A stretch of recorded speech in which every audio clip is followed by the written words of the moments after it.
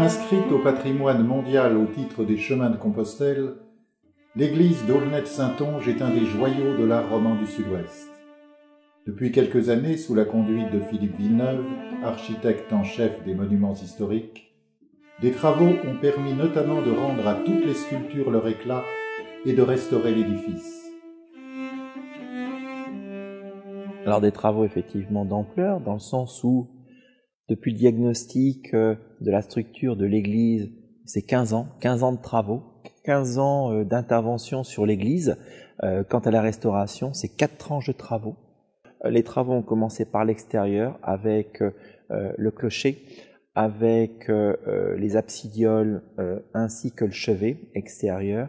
Ça, c'est la première tranche, une tranche importante. Et puis, par la suite, nous sommes rentrés dans l'église à traiter le transept ainsi que le chœur.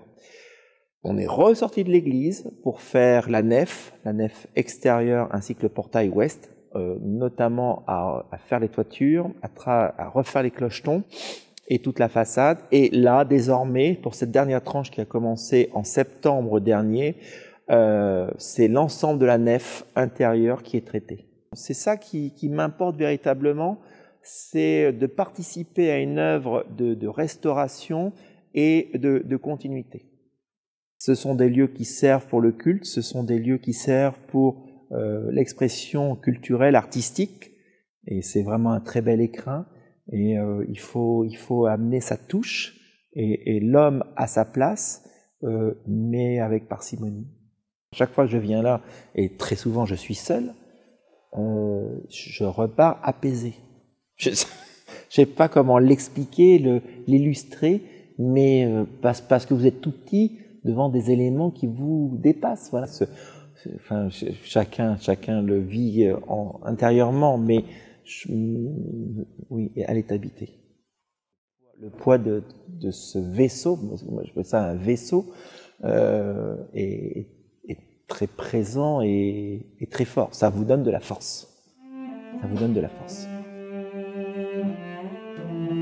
La fin des travaux est l'occasion de fêter les retrouvailles avec la nouvelle robe blonde de l'église qui donne à voir les façades sous un nouveau jour et révèle les images sculptées avec une présence plus intense. Cette fête, c'est aussi la parution d'un livre de près de 300 pages, largement illustré de photos grand format, sur lequel Rémi Prin et Christian Garnier travaillent depuis plus de 2 ans. Principalement consacré aux images et à leur évolution au long du chantier de construction, l'ouvrage les situe par une approche explicative et les questionne par une écriture poétique. La fête, c'est enfin un spectacle en vidéo sur grand écran, créé à l'occasion et projeté au sein même de l'église, révélant les images de manière exceptionnelle. Savamment entortillés, et l'on discerne à peine votre forme humaine. Mais il y a votre visage, pétri d'une ambiance diabolique ou souffrante, c'est selon comme on regarde, et vos mains qui s'y agrippent pour s'assurer que votre geste tient de la prouesse et non du fallacieux. On aimerait croire à vos exploits, vous admirez toute une traite, se laisser éblouir par le spectacle. Mais il y a tout au bout des volutes de votre chevelure et votre barbe. Tout au bout des volutes de votre chevelure et votre barbe. Vous avez le corps tellement plié, retourné, déformé, qu'on ne voit plus que vos jambes et vos bras, savamment entortillés, et l'on discerne à peine votre forme humaine.